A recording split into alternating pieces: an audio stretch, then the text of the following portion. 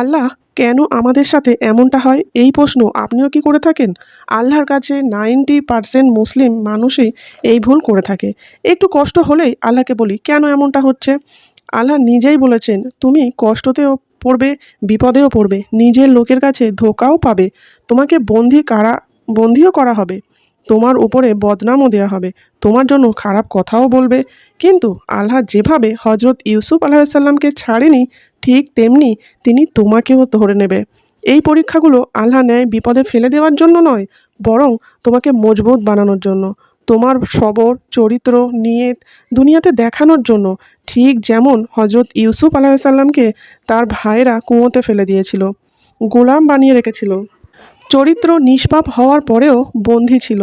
সকল অন্ধকারের পরে আল্লাহ ওনাকে ইজ্জত ও সম্মানের নূর দান করেছিল। এই নিয়ম তোমার জন্য।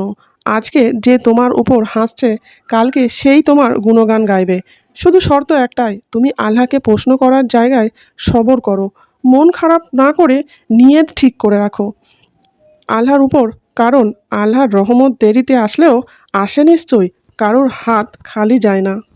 আসসালামু আলাইকুম রহমতুল্লাহি ওয়া বারাকাতুহু।